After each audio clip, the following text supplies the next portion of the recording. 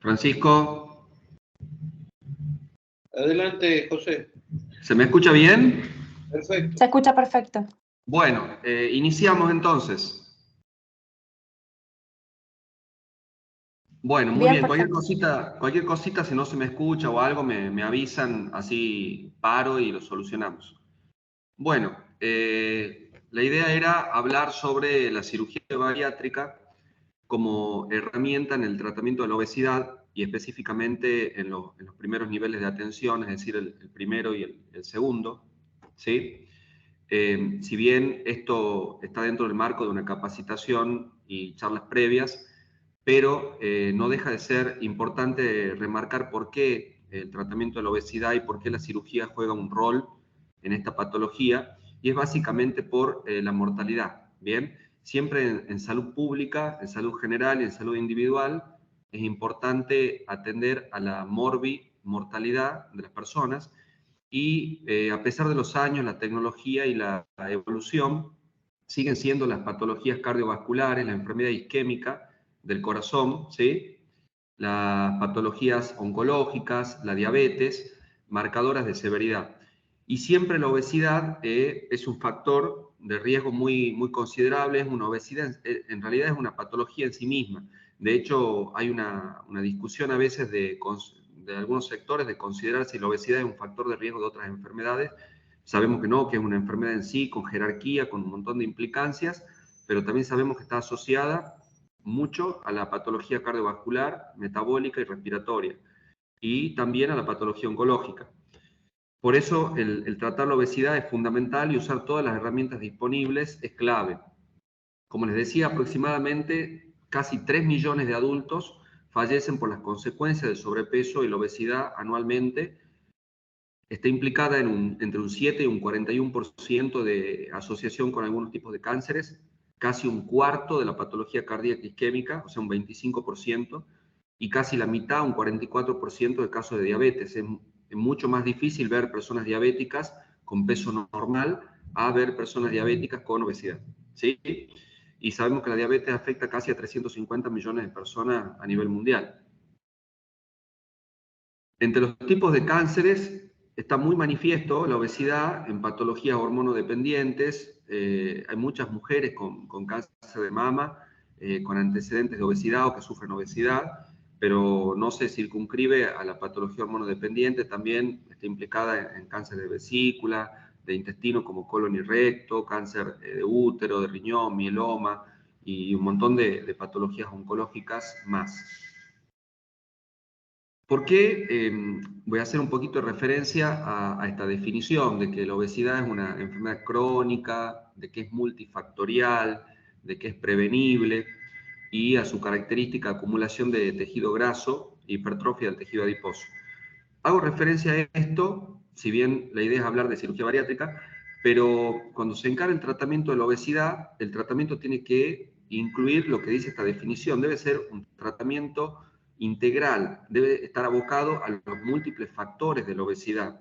También tiene que estar enfocado a la prevención de la misma y a las consecuencias bioquímicas y a las consecuencias anatómicas de la obesidad misma, como ser la acumulación excesiva de grasa y la hipertrofia del tejido adiposo. Sabemos que la obesidad influye lo genético, sabemos que influye lo hormonal, sabemos que influye lo actitudinal, las conductas, los estilos de vida. Entonces tenemos que atender a todo eso en el tratamiento. La cirugía no viene a reemplazar otras partes del tratamiento y otros escalones terapéuticos, sino que viene a complementarlo. Y también es muy importante, cuando hablamos de obesidad y terapéutica, circunscribirnos en los pacientes y tener un correcto razonamiento de cuándo vamos a considerar los que sufren obesidad y buscar las herramientas para cada uno de ellos.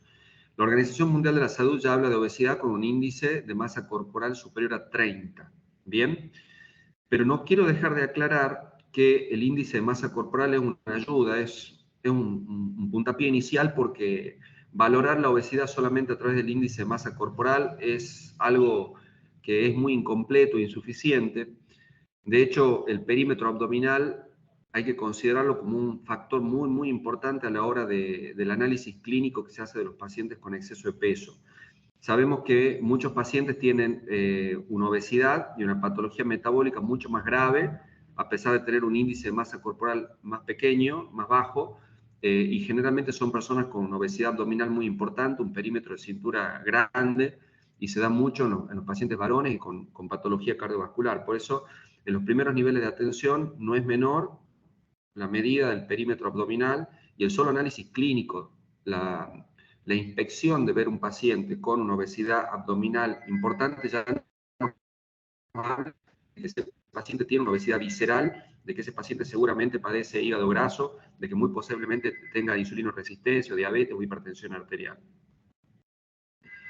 Entonces, siempre fundamental atender todos los factores que desencadenan la obesidad también para tratarlos. Lo genético, lo nervioso, lo endocrino metabólico, los estilos de vida. En cuanto a lo genético, por ahí quisiera aclarar que más allá de la genética de cada uno y la facilidad para ganar peso o no, también hay que tener en cuenta, en algunos casos, que si bien son menos frecuentes, pero hay pacientes con síndromes genéticos, bien, que padecen de obesidad. Entonces, esos pacientes hay que posicionarnos de otra manera, son casos muy complejos, muy desafiantes, muchas veces ni con una cirugía bariátrica se puede ayudar tanto como uno quisiera a esos pacientes, porque su patología genética, que se acompaña de otros síndromes, a veces hacen que el poder resolver el problema sea mucho más difícil. ¿Bien? Repito una vez más que las consecuencias más importantes de la obesidad es la morbimortalidad. Y ya con un índice de masa corporal de 32, el riesgo de muerte es el doble.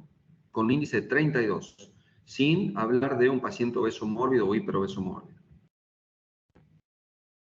Tenemos que hacer mucho hincapié en los primeros niveles de atención en los niños, ¿sí? En los niños con sobrepeso, con obesidad, porque la realidad es que esos niños tienden a seguir siendo obesos en la edad adulta, lamentablemente, ¿sí? Y tienen más probabilidades de padecer las patologías ligadas a la obesidad, como el síndrome metabólico, la diabetes, la enfermedad cardiovascular, y por lo tanto eso se ve reflejado después en la mortalidad, en la calidad de vida a una edad más temprana. Sabemos que las estrías grasas, a nivel vascular, que ya son predictoras de enfermedad aterosclerótica, aparecen en la edad pediátrica, eso se ve en estudios anatomopatológicos. Entonces, cuando encaramos niños que tienen obesidad, síndrome metabólico, la verdad que hay que tratar de prevenir y resolver esta patología porque después se va a ver reflejado en la adultez con mucho más severidad de daño renal, metabólico y cardíaco.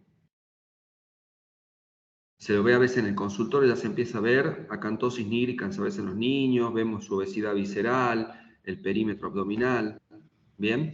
Y también, como estamos enfocados en los primeros niveles de atención, no tenemos que descuidar la etiopatogenia de la obesidad y por lo tanto no podemos dejar de hablar de la mamá, de la mujer embarazada, con diabetes gestacional, con sobrepeso, con un excesivo aumento de peso durante el embarazo.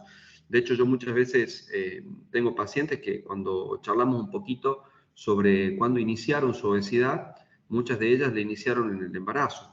En vez de subir 10, 15 kilos, 8 kilos en un embarazo, de forma promedia, ¿bien? Muchos pacientes me cuentan que subieron 30, 35 kilos en el embarazo. Eso, bajo ningún punto de vista, más allá de la altura y la contextura física de esa mamá, seguramente va a ser normal, bajo ningún punto de vista. Entonces, es muy importante la prevención de la obesidad en las mamás, porque también se va a ver reflejado en una obesidad posterior al embarazo y seguramente también va a tener implicancias en ese bebé, en su posible obesidad y síndrome metabólico futuro. ¿Por qué quiero hacer una pequeña mención de los mecanismos neurobiológicos en cuanto a la obesidad? Si bien, vuelvo a repetir que vamos a hablar sobre cirugía bariátrica. Y es porque justamente la cirugía bariátrica va mucho más allá de una cuestión mecánica, va mucho más allá de una cuestión del tamaño del estómago en cuanto a resolver la obesidad por los volúmenes o por las calorías que un paciente ingiere. Tiene que ver también con los mecanismos neurohumorales, hormonales y con la flora intestinal del paciente. Por eso es muy importante entender que la forma de resolver esto tiene que ser muy integral. Y ahora sí nos abocamos un poquito a lo que es específicamente lo terapéutico. ¿Y por qué quiero repasar todas las opciones terapéuticas? Porque siempre que nos enfoquemos y tratemos a una persona con exceso de peso, tenemos que empezar por lo inicial, es decir, por el tratamiento clínico, es decir, la dieta, el ejercicio físico, los cambios de hábitos. Los programas para perder peso, la farmacoterapia también tiene un rol muy importante, ¿sí? Y tenemos que entender que ninguna cirugía va a reemplazar la etapa clínica, ¿sí? Porque la cirugía de hecho debe ir acompañada del tratamiento clínico del paciente. Pero sí también, así como esto va a acompañar el tratamiento integral del paciente, también tenemos que saber que estadísticamente, a lo largo del tiempo, vemos que el tratamiento clínico puro, exclusivo, personas obesas mórbidas, hiperobesas, y eso está definido estadísticamente, el éxito a largo plazo es bajo, es de un 5%. ¿Sí? ¿Por qué? Porque hay mucha reganancia de peso. Ahora bien, y antes de entrar más en la cirugía, quiero dejar en claro esto, o sea, cuando un paciente se va a operar, el paciente tiene que estar afianzado en su tratamiento clínico, porque si bien los resultados de la cirugía son muy efectivos, pero si el paciente no acompaña esa cirugía de nutrición, psicología, cambios de hábitos, de estilo de vida, ese paciente tiene mucha más chance de reganar peso y que el resultado de la cirugía no sea tan exitoso como aquel que sí trabajó sobre los pilares terapéuticos. También sabemos que hay otras opciones antes de una cirugía, como el balón gástrico, y en última instancia, el último escalón es la cirugía. ¿Bien? Ahora bien, ¿qué es la cirugía bariátrica? Bariátrico viene de peso, de exceso de peso, y las cirugías bariátricas son procedimientos quirúrgicos sobre el tubo digestivo, que van a generar, por supuesto, cambios en la anatomía de ese tubo digestivo. Y esos cambios anatómicos también se van a acompañar de cambios bioquímicos, hormonales y en la misma flora intestinal. Y van a terminar generando en los pacientes un descenso de peso y modificaciones fisiológicas. Lo que esto busca es resolver y controlar el exceso de peso y las alteraciones metabólicas. Es muy importante entender desde los niveles iniciales para poder informar muy bien a los pacientes en su atención y en su educación que la cirugía bariátrica implica diferentes técnicas, ¿sí?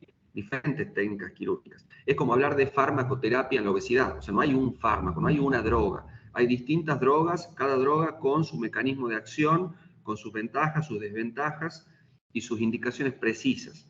Entonces, en cirugía bariátrica ocurre lo mismo. Cuando ustedes hablen con un paciente de cirugía bariátrica, hablamos solamente de las técnicas para bajar de peso y mejorar su metabolismo. Pero después, ¿qué técnica se va a indicar en cada caso? Depende del análisis que se haga de cada situación. Yo voy a explicar las dos técnicas que son las más frecuentes y las que más llevaron estudios a lo largo de los años y conocemos muy bien sus ventajas, sus desventajas, su seguimiento y qué vamos a esperar de ellas. Una es el bypass gástrico y la otra es la manga gástrica, ¿sí? Siempre las cirugías que se van a efectuar en los pacientes obesos mórbidos van a ser laparoscópicas. ¿Por qué laparoscópicas? Porque es fundamental no dañar la pared abdominal, no generar daño en el tejido muscular, evitar las infecciones, evitar que como el paciente obeso tiene una alteración en su cicatrización en la pared abdominal, que después tenga eventraciones, hernias, heridas infectadas, ¿sí? En el bypass lo que hacemos es recortar el estómago y fabricar un pequeño estómago que se llama pouch gástrico, con unas herramientas que se llaman suturas mecánicas. Después cortamos el intestino delgado, aproximadamente unos 80 centímetros del ángulo de Treitz, donde inicia, y este segmento lo unimos al estómago pequeño. El otro segmento intestinal lo unimos al intestino residual que queda acá. Esto se llama anastomosis gastroentérica y esto se llama anastomosis enteroentérica. ¿Qué va a generar esto? Que el funcionamiento cambie y el alimento que llega por el esófago y entra en este pequeño estómago pase directamente al intestino delgado. El jugo gástrico, ¿sí?, producido por el estómago remanente, va a seguir generándose. Por más que el alimento no llegue al estómago más grande, que se llama estómago remanente, la secreción gástrica va a seguir generándose. ¿Por qué? Porque responde a mecanismos neurohormonales.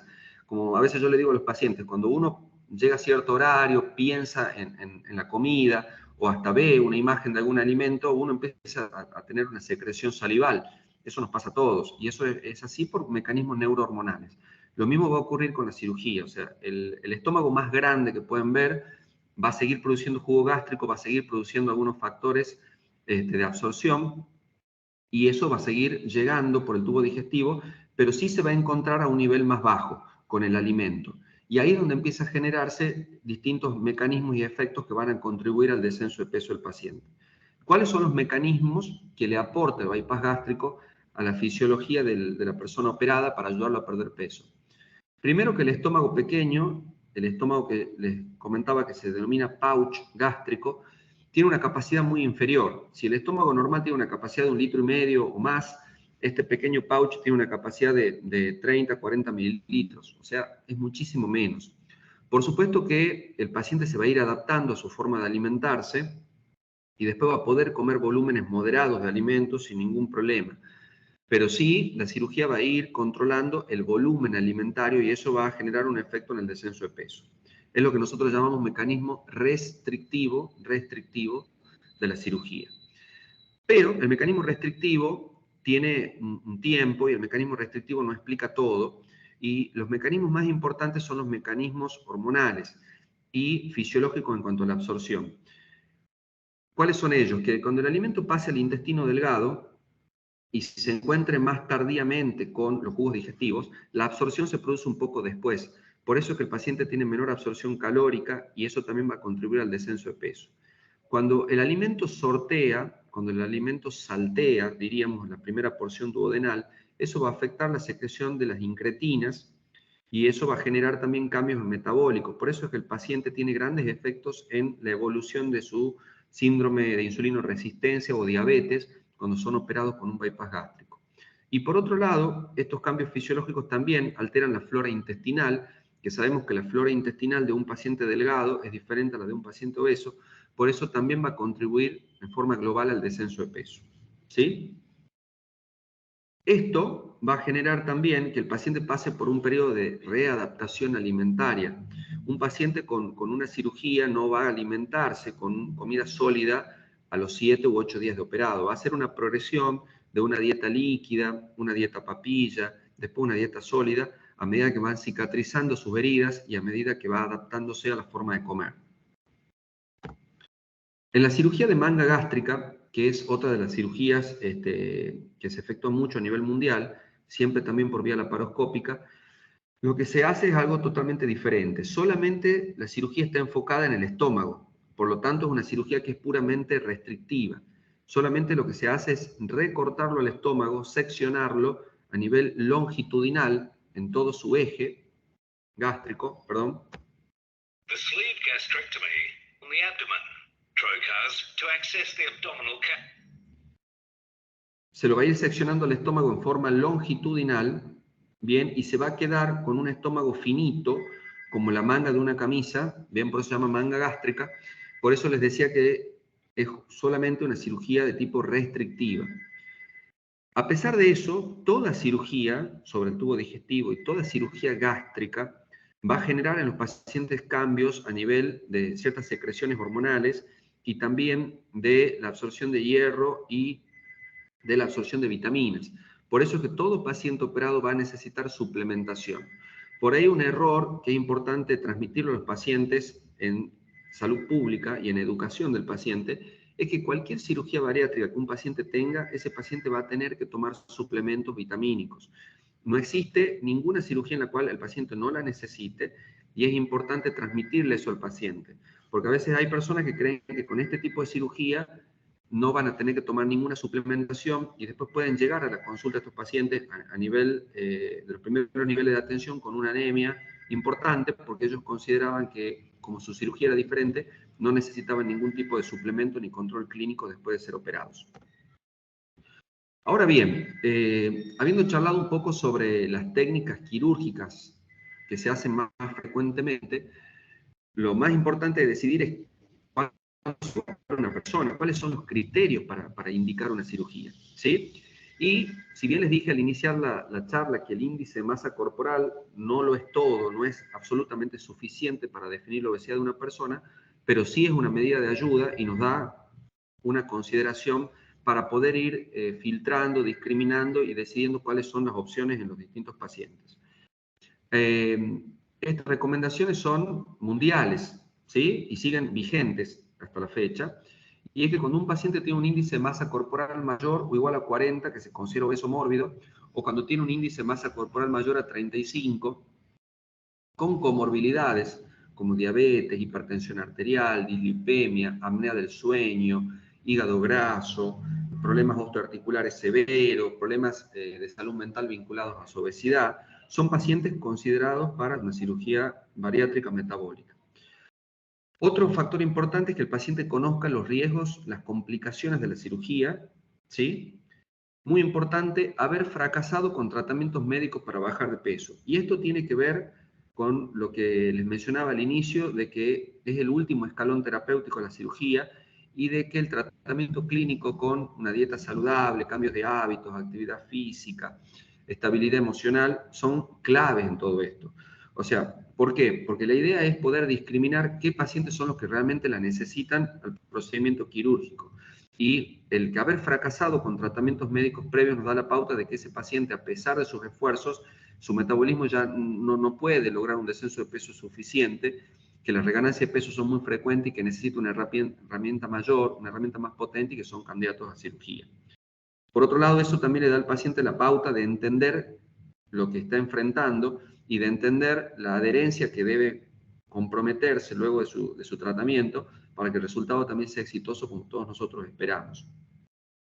En cuarto lugar, que cumpla las recomendaciones del equipo médico en cuanto a la evaluación psicológica, nutricional, que esté estable desde el punto de vista psicológico. No se puede operar un paciente que se encuentre con abuso de alcohol, de drogas, que tenga alguna enfermedad psiquiátrica mayor como esquizofrenia, psicosis, que tenga un retraso mental que le impida entender cómo se va a cuidar, que le impida entender cómo se va a alimentar, qué cuidados tiene que tener, ¿sí? O con trastornos de la conducta alimentaria como una bulimia, que va a generar vómito, que va a generar irritación gástrica, esofágica, que puede generar desnutrición. Entonces, estos pacientes son los que no pueden ser operados, ¿sí?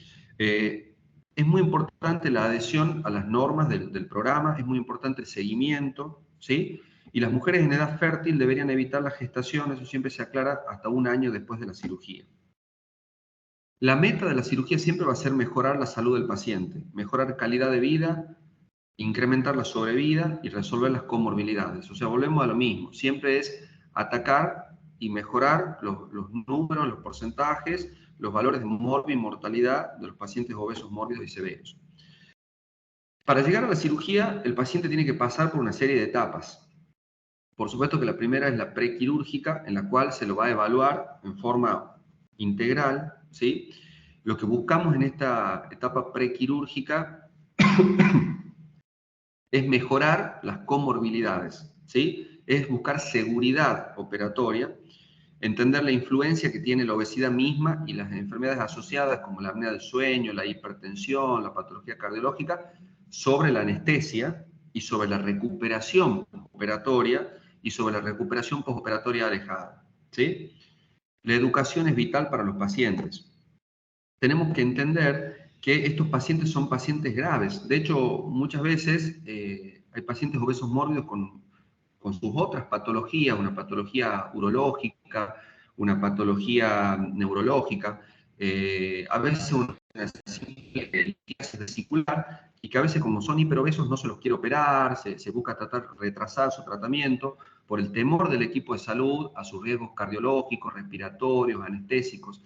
Entonces, justamente como nosotros vamos a abocarnos, vamos a operar un paciente in extremis, diríamos, un paciente con una recarga fisiológica al máximo en algunas ocasiones, sabemos que lo podemos mejorar, lo podemos optimizar, porque la idea de la cirugía es un paciente que se opere, que esté deambulando a las 2 horas. Hoy en día tenemos pacientes que se pueden ir de alta el mismo día o a las 24 horas de su cirugía.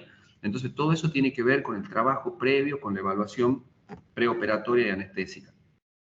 El abordaje siempre es multidisciplinario, siempre el paciente como protagonista, pero con equipo quirúrgico, cirujano, médico clínico, psicólogos, nutricionistas, endocrinólogos, en el piso, en la sala donde el paciente operado va a estar, sistema de enfermería especializado en el tratamiento de los pacientes obesos, conociéndolos.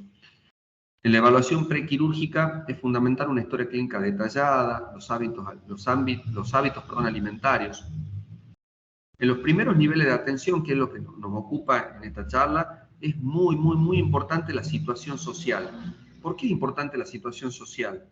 Porque lo que nosotros buscamos con el tratamiento de la obesidad, lo que buscamos con el paciente que va a llegar a recibir esta herramienta de una cirugía, que yo les comentaba hace un momento que ese paciente va a tener que hacer un seguimiento posterior, que tiene que tener adherencia, que tiene que tomar suplementos vitamínicos, que la cirugía no va a evitar o no va a suplir a una alimentación sana.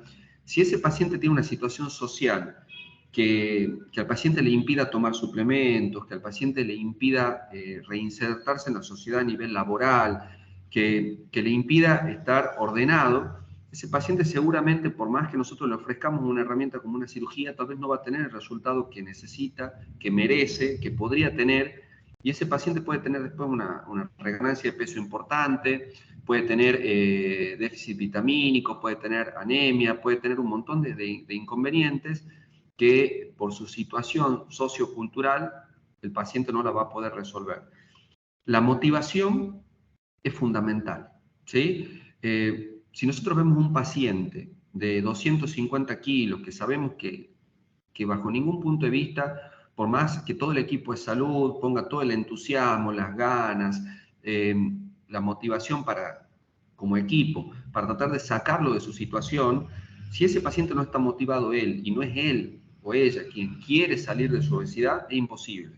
Lamentablemente, todo lo que nosotros podamos hacer como equipo no lo vamos a poder sacar. Si la familia del paciente quiere que el paciente haga un plan alimentario, camine, haga dieta, se opere, si el paciente no está motivado él y no es él el protagonista de su tratamiento, lamentablemente es muy poco lo que nosotros vamos a poder hacer como equipo de salud, ¿sí?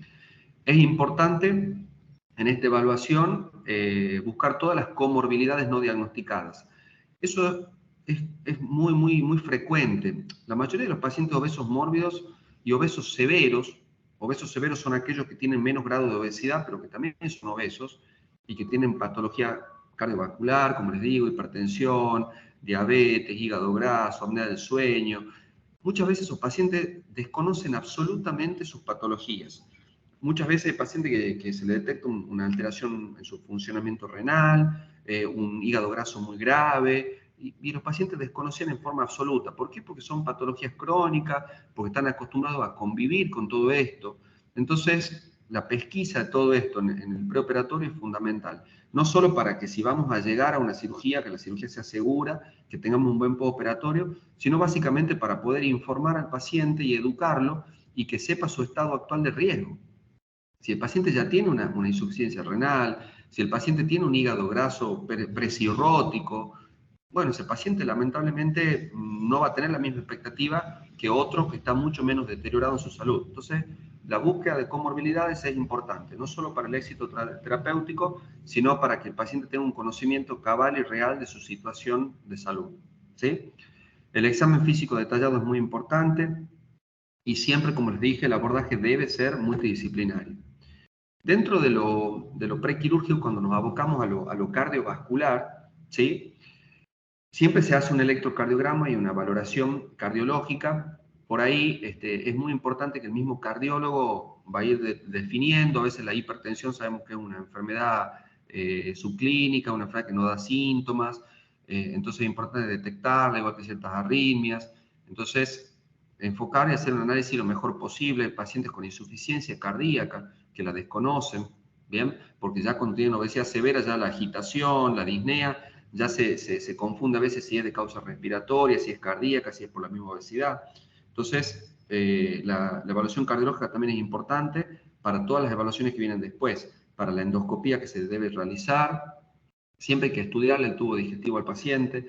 El paciente obeso puede tener hernias de hiato, puede tener gastritis, puede tener úlceras, puede tener enfermedad celíaca, puede tener un montón de patologías. Entonces, siempre se hace un estudio endoscópico previo a cualquier cirugía. El estudio neumonológico, que incluye una radiografía de tórax, una espirometría, cuando es posible un estudio de apnea del sueño, ecografía abdominal. El hígado graso es prácticamente una constante en los pacientes obesos. tan constante que la verdad que yo a veces dudo mucho de una ecografía en un paciente obeso que dice que es absolutamente normal. Cuando uno ve una obesidad visceral importante, y de hecho intraoperatoriamente lo podemos contrastar y evaluar a todo eso. En el laboratorio, que el laboratorio siempre debe ser muy completo, ¿sí? En las patologías endócrinas, siempre evalúa la resistencia a la insulina, la tolerancia alterada a la glucosa, la diabetes. Es muy frecuente en las mujeres las alteraciones menstruales, ¿sí? Desde la amenorrea, la dismenorrea, la infertilidad, es muy frecuente. Como les decía, patologías urinarias también, incontinencias, y la patología psicológica también. ¿Cuál es el rol de nutrición? El rol de nutrición es fundamental y es clave y se encuentra a lo largo de todo el tratamiento, desde antes de una cirugía, en el postoperatorio inmediato y en el postoperatorio alejado. Yo muchas veces digo a los pacientes cuando ya pasó el tiempo que no me ofendo y no me preocupa si no me ven a mí en forma muy frecuente, pero que siempre vean la nutrición, que siempre vean la salud mental, porque esto es lo que va a sostener el éxito a largo plazo. Desde el rol de la nutricionista es importante evaluar la dieta diaria, obtener una historia clínica muy detallada, las conductas alimentarias inapropiadas. No todos los pacientes son iguales, no todos los pacientes comen grandes volúmenes, no todos los pacientes comen comidas muy grasosas, muchos pacientes picotean muchas harinas, otros sí son de comer grandes volúmenes, o sea, es fundamental el detalle y la evaluación individual de cada caso. Siempre los programas postoperatorios en nutrición son fundamentales porque los pacientes muchas veces abandonan una dieta que sea más rica en proteínas, hacen una dieta más blanda o más harinas, entonces es fundamental que sea muy amplia la alimentación, que sea realmente acorde a las necesidades de cada paciente, pero siempre rica en vitaminas, en proteínas, que sea una dieta realmente completa.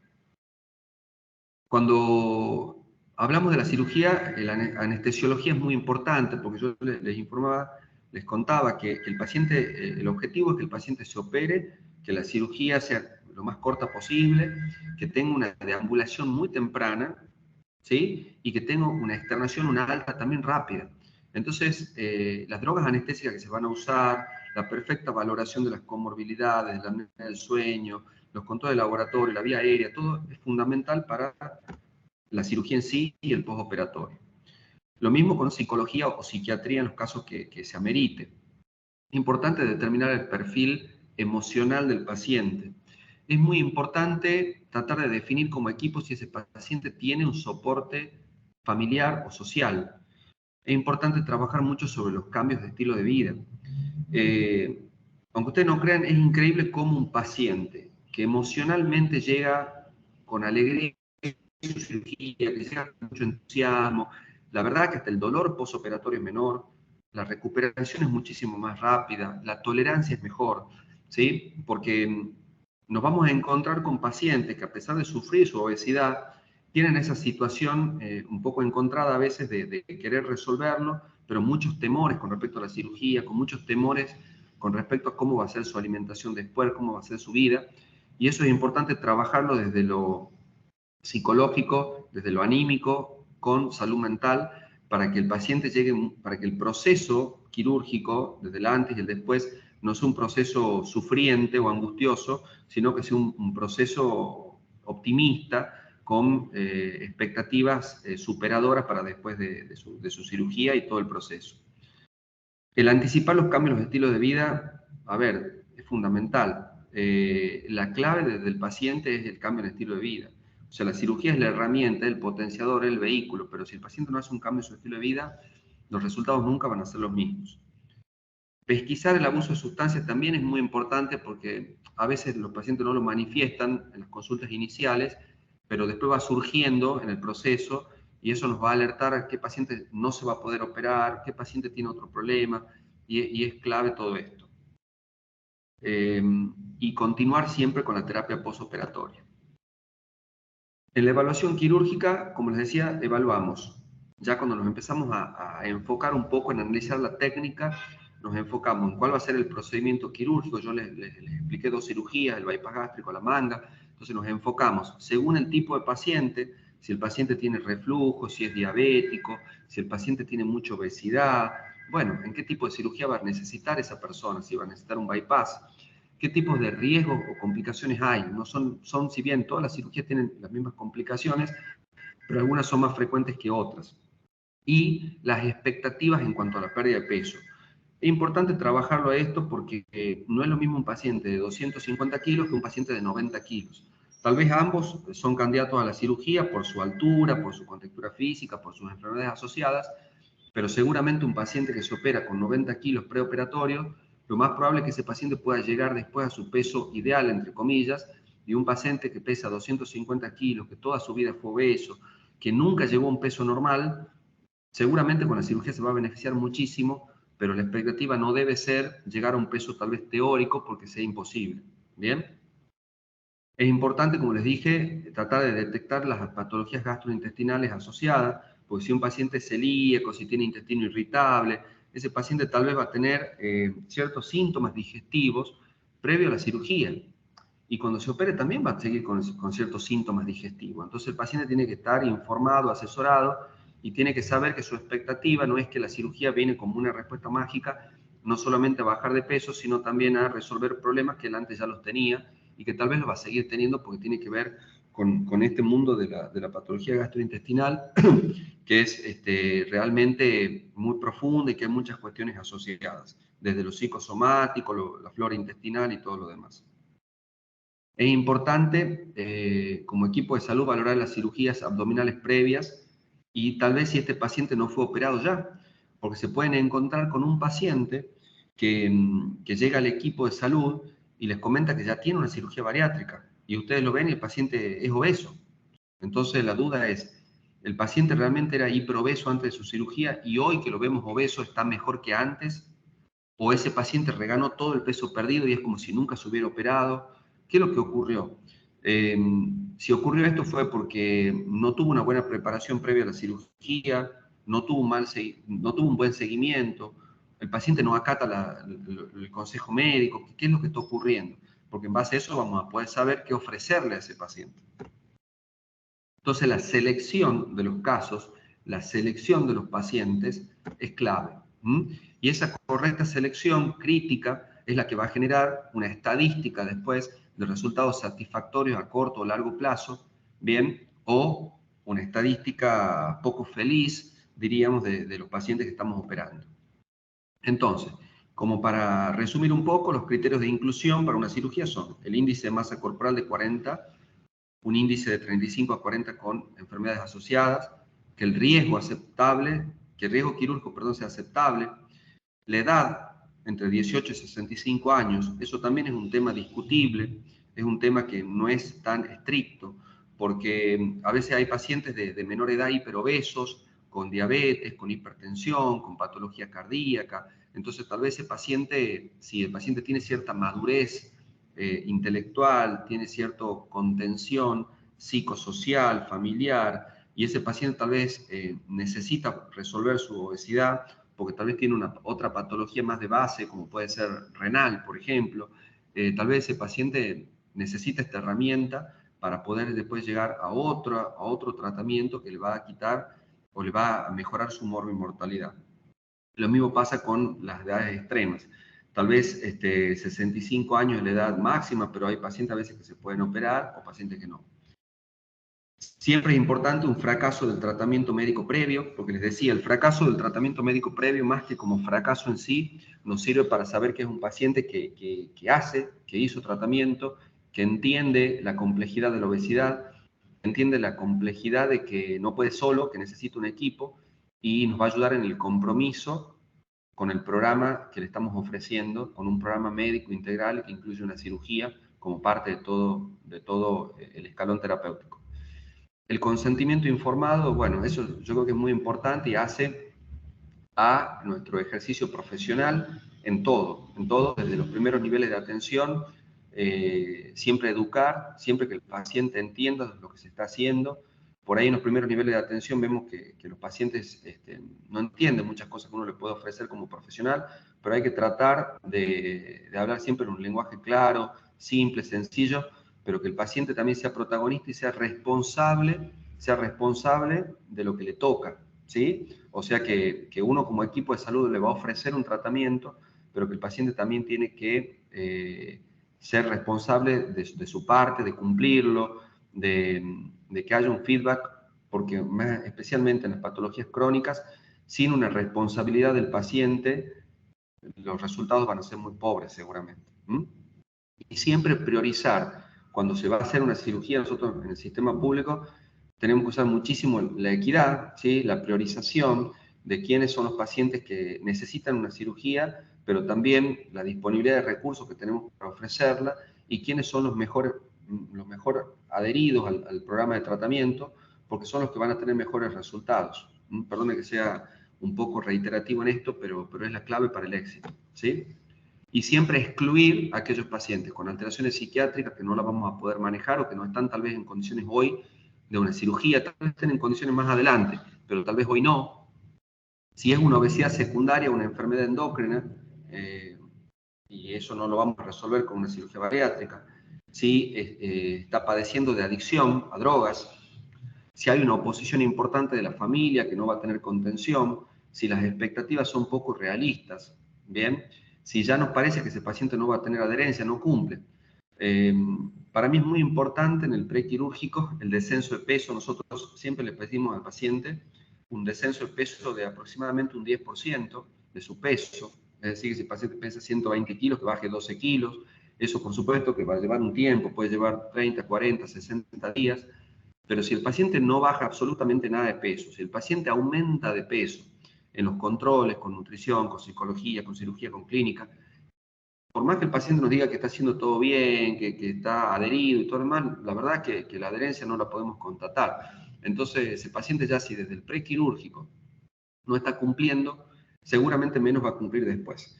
Y si ese paciente se lo opera, no solo que la cirugía va a ser más riesgosa, sino que seguramente los resultados van a ser pobres, y ahí es donde por ahí nos encontramos con personas operadas que decimos qué pasó, que evidentemente la cirugía no funcionó como funciona en otros casos. Y después también enfermedades que contraindiquen la cirugía. La verdad que con la ciencia y la tecnología actual, enfermedades que contraindiquen en forma absoluta la cirugía son muy, muy pocas. La verdad que casi todas las patologías se pueden tratar, se pueden mejorar y se puede lograr que un paciente de alto riesgo, su riesgo disminuya y pueda llegar a un procedimiento quirúrgico. Pero si surge alguna enfermedad que contraindique la cirugía, por supuesto que no se puede avanzar. Hay que ser sistemáticos en el tratamiento de estos pacientes complejos, pacientes crónicos. Es fundamental ser sistemáticos como equipo. Entonces, información detallada, consulta con cirujano, evaluación por cada miembro del equipo, que tenga un circuito de consultas del paciente, que las visitas sean periódicas, monitorear la pérdida de peso. Como les decía, la pérdida de peso, el monitoreo a mí por lo menos me da un dato muy importante porque me habla de la motivación. Si un paciente está motivado va a cumplir la dieta. Si el paciente pierde peso, seguramente algo está cambiando en sus hábitos alimentarios. Si un paciente pierde peso, también habla de que va a mejorar su estatus metabólico, va a mejorar su fisiología cardiorrespiratoria. Entonces, el monitoreo de la pérdida de peso en las visitas periódicas es fundamental. Y siempre tener un sistema de cuidado postquirúrgico sistematizado. En la información es muy importante al paciente contarles, informarlos, trasladarle el conocimiento de que la obesidad es una enfermedad, de la cirugía en sí misma, de sus opciones terapéuticas, cuáles son las ventajas, las desventajas, que existen riesgos, que hay beneficios, que hay complicaciones, cuáles son sus expectativas, y siempre estar atentos a sus preguntas y dar siempre la respuesta a lo que ellos necesitan, ¿sí?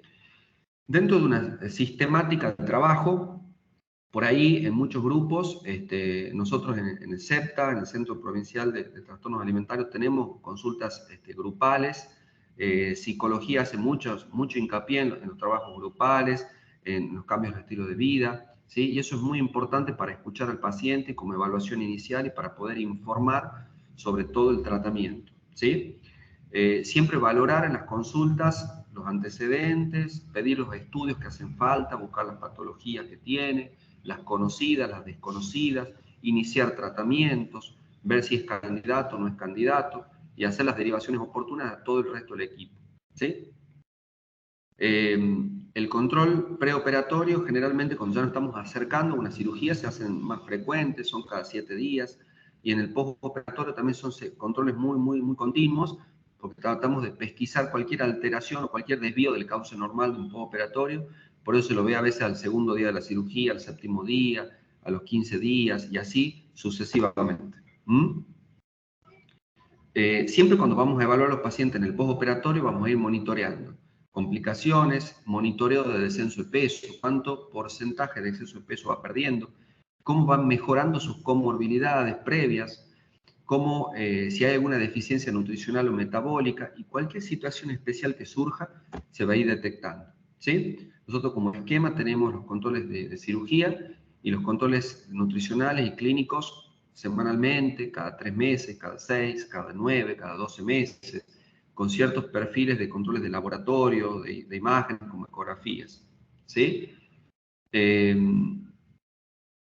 Esto es más afín e informativo porque a nivel de los primeros niveles de atención esto no lo van a ver. Pero bueno, hay complicaciones quirúrgicas que pueden ocurrir. La verdad es que siempre los pacientes tienen los datos para su medio. Yo, de hecho, los pacientes tienen mi teléfono, todos los pacientes. Entonces, cualquier duda me llaman y se trata de detectar cualquier problema que pueda existir. ¿Sí? Tiene que haber requerimientos institucionales para abordar al paciente. O sea, para tratar a un paciente con obesidad mórbida tiene que haber no solo el equipo humano capacitado, la sistemática de trabajo, ¿bien? Porque podemos tener un grupo de personas, un grupo humano con conocimientos, pero si ese equipo no trabaja de forma articulada y no trabaja con un protocolo, los resultados van a ser pobres, los pacientes se van a perder, no van a saber cuál es su sistemática y los resultados van a ser lamentablemente negativos. Además de todo eso, tenemos que tener cuestiones institucionales físicas para el tratamiento, como balanzas, salas adecuadas, camas, el tamaño de las puertas, los baños, ¿sí? Instrumental quirúrgico, imágenes y todo lo demás.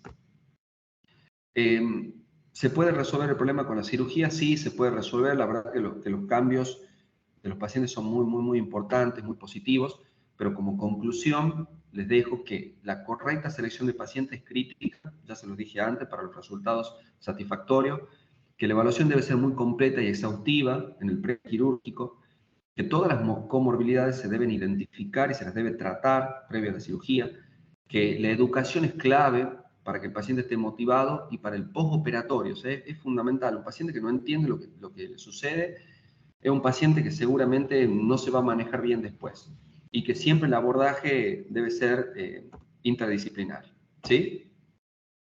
Bueno, espero no haberlos aburrido. La verdad que a veces hablar sobre cirugía puede ser medio tedioso, pero bueno, traté de darles información detallada.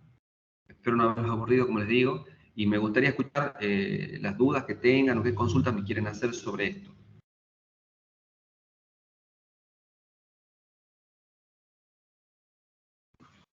¿Hola?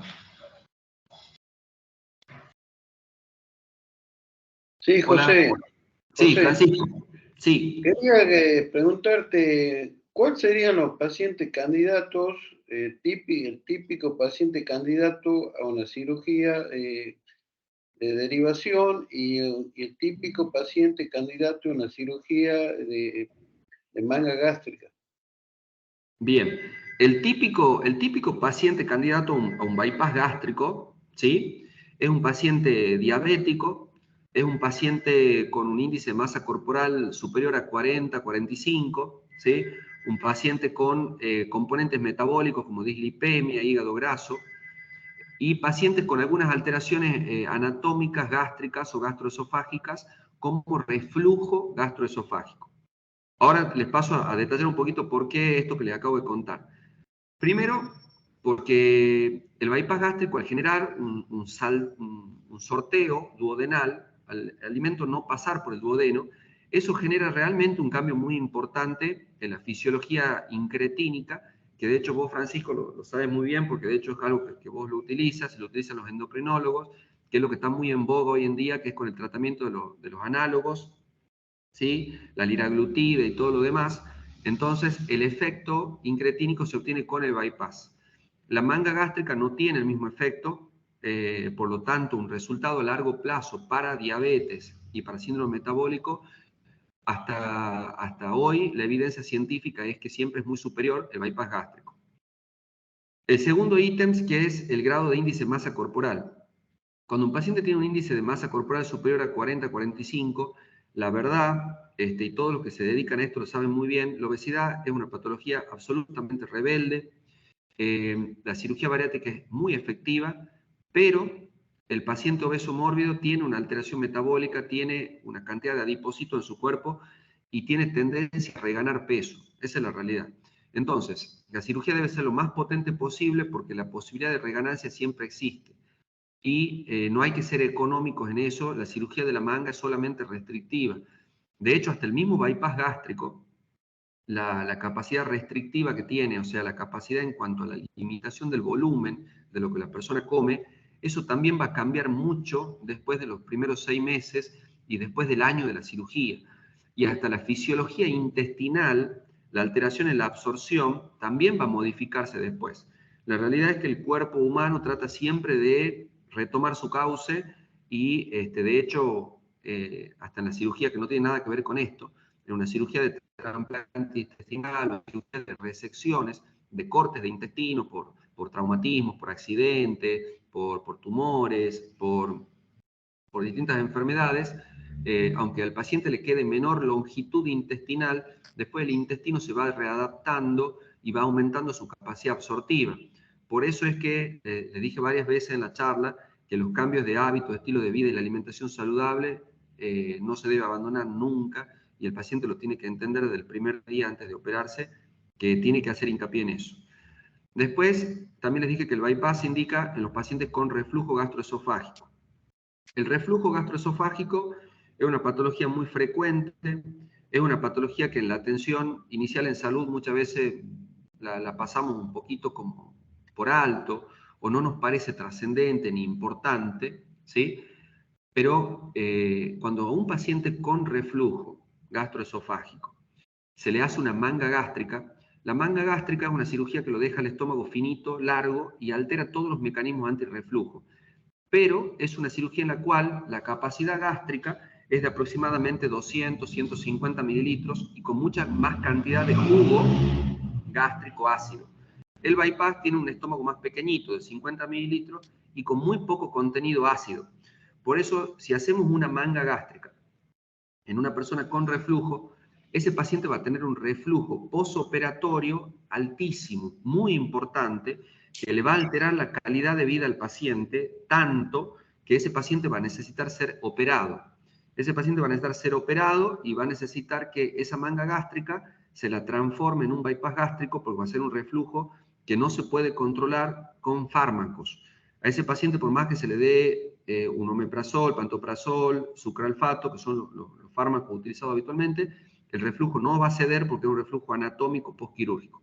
Por eso es importante en el preoperatorio, siempre endoscopía a todo el mundo, y si el paciente tiene reflujo, no hacer una manga gástrica. ¿Bien? Ahora, ¿cuándo se indicaría una manga gástrica? Generalmente la manga gástrica se indica en personas con un índice de masa corporal más bajo, 35, 38, porque son pacientes en los cuales su obesidad es menor. Les vuelvo a repetir que en la obesidad influye mucho lo genético y lo metabólico, entonces no llega a pesar 200 kilos el paciente que come 3 veces más que el que pesa 100, ¿sí? A veces comen lo mismo, pero un paciente llega a 250 kilos y el otro llega a 100 kilos. O sea, hay un umbral de peso al que llega cada persona, a pesar de ser obesos, y tiene que ver mucho con lo metabólico y lo genético. Por lo tanto, un paciente con un índice más bajo, seguramente con una herramienta a veces menos potente, puede andar bien, como una manga gástrica. ¿Cuándo se indica una manga gástrica? Cuando el paciente tiene alteraciones anatómicas importantes en su tubo digestivo, como adherencias, muchas bridas postquirúrgicas, cuando un paciente tiene muchos pólipos gástricos, a veces, o pólipos que van a necesitar un seguimiento posterior. Si un paciente tiene un hígado graso a veces muy severo, un hígado graso o ya prácticamente una cirrosis hepática, que sospechamos que ese paciente tiene un hígado in extremis, diríamos, que tal vez va a necesitar un trasplante hepático, ese paciente a veces necesita una manga gástrica. ¿Por qué? Porque el bypass gástrico altera más la fisiología enterohepática del circuito de absorción de nutrientes y alimentos, su circulación posterior al hígado. Entonces, en esos pacientes con un bypass, por ahí se puede alterar mucho más esto y desencadenar una insuficiencia hepática antes de que el paciente llegue a su trasplante. Entonces, nosotros para tratar de ayudarlo al paciente, lo terminamos complejizando un poco más, y en esos casos sí, una manga gástrica podría llegar a ser la indicada. ¿Sí? Nosotros tenemos, Francisco, hay un señor en el CEPTA que él estaba esperando un trasplante renal, entonces en él, por ejemplo, le hicimos una manga, porque iba a ser lo más adecuado para su trasplante renal. Así que bueno, como para, no sé si quieres preguntarme algo más. Sí, la otra pregunta es la importancia y las indicaciones de la actividad física en el paciente post-bariátrico. Bueno, de lo que vos acabas de decir es una clave del tratamiento. La verdad que en eso tenemos como equipo todos, cirujano, nutricionista, clínico, psicólogo, todo el mundo hacer hincapié en el paciente. Nosotros nos encontramos con un paciente obeso mórbido que llega en condiciones que le cuesta hacer actividad física, con una capacidad fisiológica al máximo, desde lo cardiorrespiratorio. Entonces, la verdad que a veces lo que le podemos exigir en el prequirúrgico no es tanto y es adaptado a sus posibilidades. Pero en el postquirúrgico es fundamental por la sarcopenia, ¿sí? O sea, el paciente baja mucho de peso y pierde masa muscular.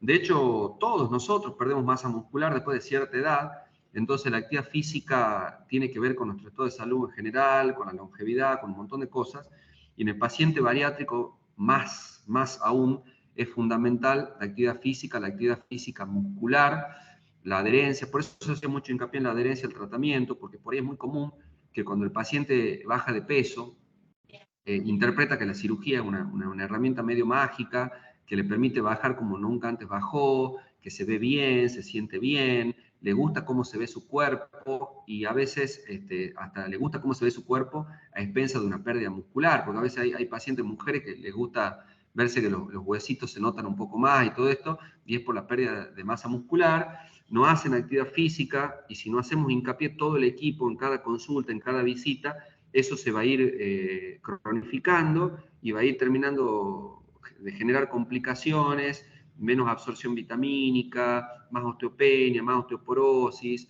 Después hasta el mismo paciente que en su momento estaba contento hasta con su imagen corporal, deja de estarlo porque no le gusta ver cómo va cambiando su contextura física. Entonces yo creo que la actividad muscular, el tratamiento de la sarcopenia es fundamental, la prevención, el tratamiento, y hacer mucho hincapié en lograr la mejor masa muscular posible en los pacientes bariátricos.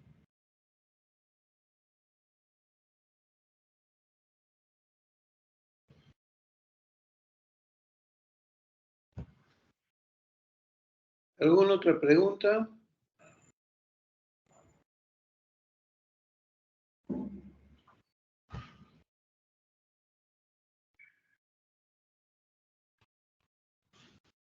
Todo lo que quieran preguntar, bienvenido sea.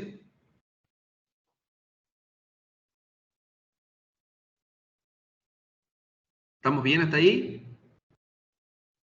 Sí, perfecto. Lo que podemos hacer es esperar que hagan preguntas el equipo, y si no, hacemos un pequeño break de 10 minutos y pasamos Y al seguimos. caso clínico. Bueno, perfecto. Me parece muy bien, Francisco. Esperemos que ahora si alguien del equipo hace alguna pregunta.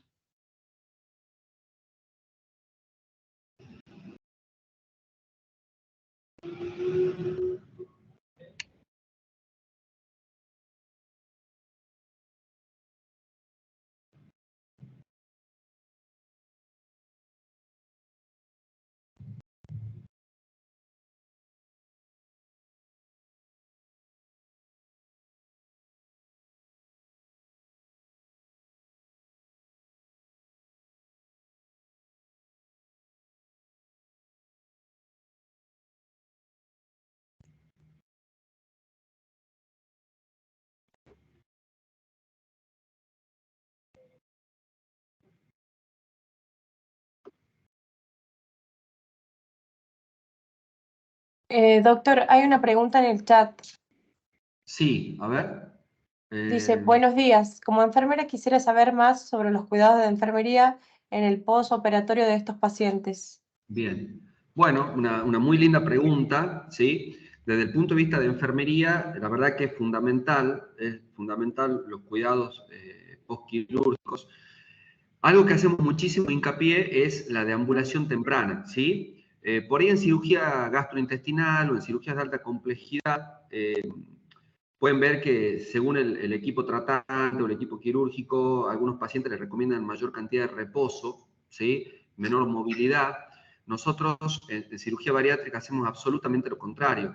Yo a los pacientes y a la familia, siempre cuando terminamos la cirugía, les aclaro que es fundamental que apenas el paciente se le pase un poco el mareo, las náuseas o el dolor más intenso que es de las primeras 2 horas, que el paciente se levante, tenga la bipedestación o, en el peor de los casos, que esté sentado en su cama o sentado en una silla. Escuchando.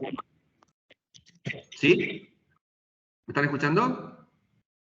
Sí se escucha, doctor. Bien, perfecto. Entonces les decía que es fundamental la deambulación muy temprana. Sabemos que los pacientes con obesidad mórbida tienen mayor riesgo de trombosis, entonces la deambulación es más importante por ahí que un vendaje elástico para prevenir estos efectos tromboembólicos en los pacientes. Otra cosa que es muy importante en los cuidados es ser muy metódicos en la administración de la medicación, ¿sí? Es fundamental controlar la analgesia las primeras horas. Cuando el paciente está con mucho dolor las primeras horas y no se lo controla bien, ya queda con memoria del dolor por lo menos las primeras 12 o 24 horas, y eso va a hacer que sea muy difícil que deambule, que tome líquidos, ¿sí? Entonces, fundamental el control del dolor, el control de las náuseas y los vómitos. Esto por ahí va un poquito más específico a la pregunta que me hicieron, y para dar un poquito más de información a enfermería. Por ahí van a ver que la medicación que se usa son analgésicos, como el ketorolac, el diclofenac, dipirona, todo en un sistema multimodal, asociándolos. Tratamos de no usar casi morfina. Al paciente se lo prepara antes de la cirugía con pregabalina también, para tratar de ya no usar morfina. Hace unos años atrás usábamos mucha morfina en el postoperatorio, en ubaína. Ahora no lo hacemos porque eso enlentece un poco más después la tolerancia digestiva, le da más sueño, cuesta que el paciente se levante, deambule. Entonces, realmente con un buen protocolo anestésico, sí, en la sala, en el piso, al paciente se le pasa la medicación en forma bien horaria y todo lo demás, como les digo, con ketorolac, diclofenac, dipirona, seguramente el paciente va a tener un buen control analgésico, una buena deambulación. Es importante también, y nosotros en cirugía bariátrica al paciente le damos que tome líquido a partir de las 5 o 6 horas de la cirugía. ¿Por qué? Por ahí van a haber otro tipo de pacientes quirúrgicos en los cuales la dieta está suspendida, hablamos de dieta cero, no se les da nada, por 24 o 48 horas. Nosotros en cirugía bariátrica al paciente a las pocas horas ya le decimos que empiece a tomar líquido, básicamente agua.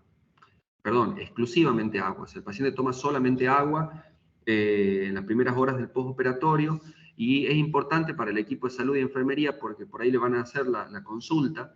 Cuando el paciente toma agua no va a tomar como lo hacía antes de su cirugía. Como el estómago es muy pequeñito, está recién operado, el paciente lo va a hacer de a sorbos pequeños, no con sorbete, no con una bombilla, no. Directamente toma del vaso con sorbos pequeños, pero en forma espaciada. Sorbos cada media hora, el primer día del postoperatorio, y de esa manera el paciente va a poder ir hidratándose, va a poder ir descubriéndose, reconociendo las sensaciones que tiene en su hidratación, y nos vamos preparando para lo que va a ser después la externación, cuando se vaya a su casa, cómo se va a manejar con su hidratación. Es muy importante en estos pacientes el control de los parámetros vitales, es fundamental. Si el paciente tiene una hemorragia postoperatoria, ¿sí? La hipotensión, las alteraciones neurológicas, la tendencia al sueño, bueno, eso es muy importante en los controles de enfermería, ¿sí? Porque nos marca alguna posible alteración que necesite una conducta urgente desde el punto de vista del equipo quirúrgico.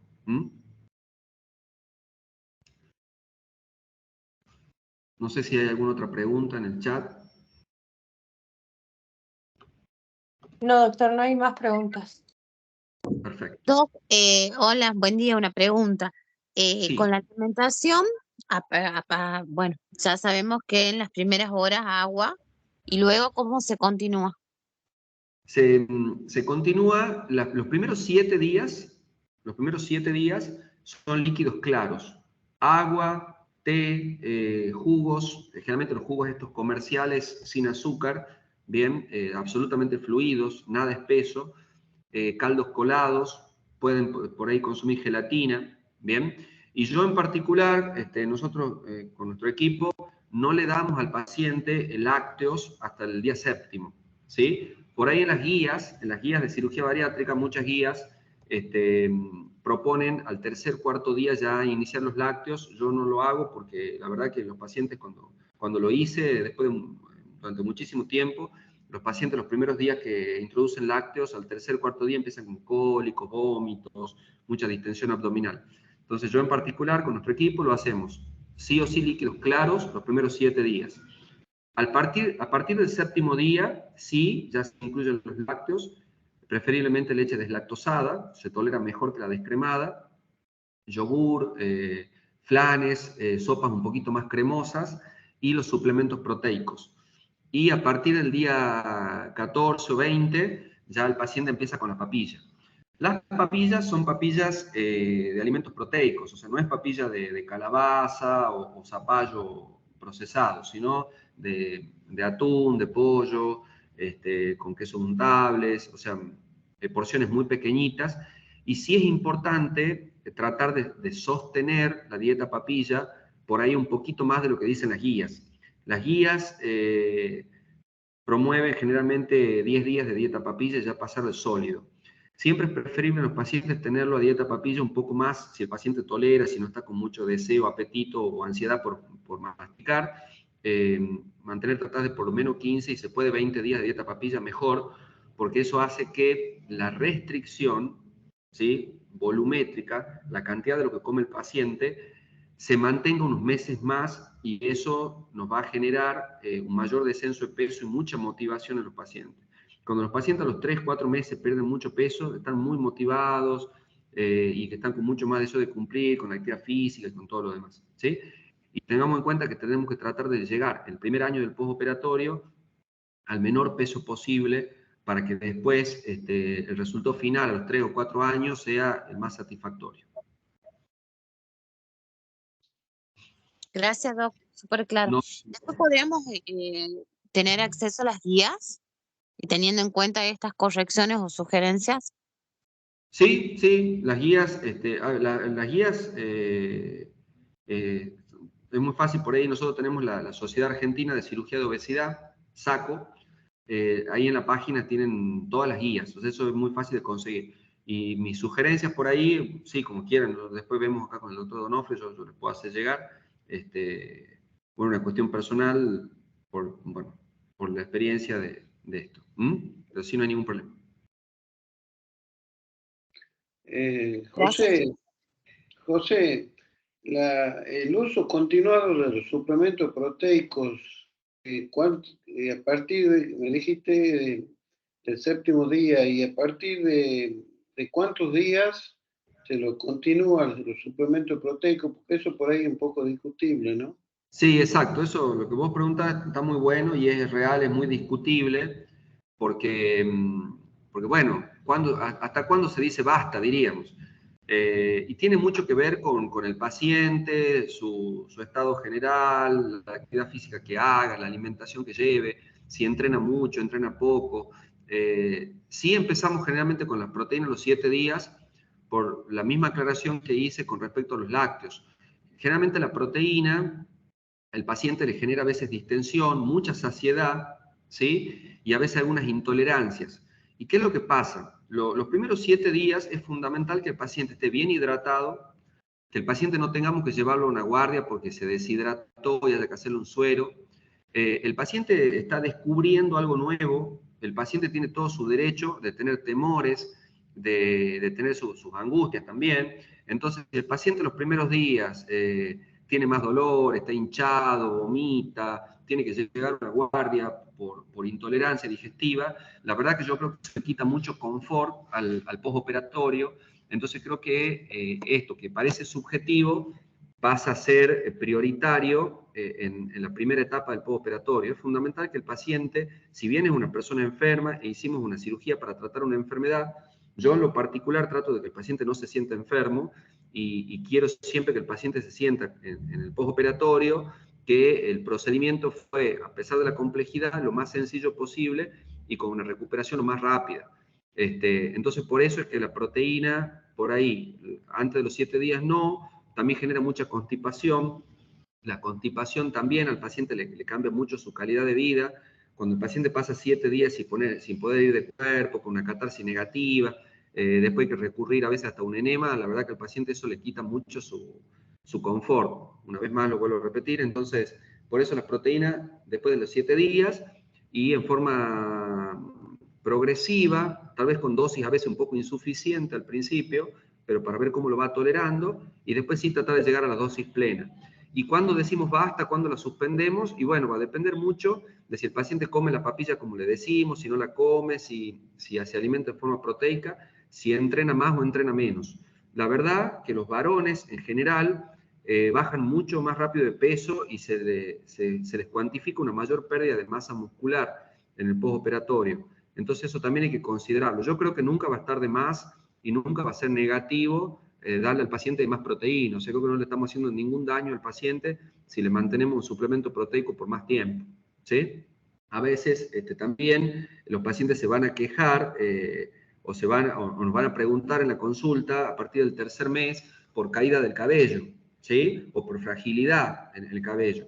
Entonces, el suplemento proteico también nos ayuda en eso. Por eso creo, Francisco, que nunca le vamos a hacer ningún daño si la proteína la extendemos un poquito más. Perfecto, José.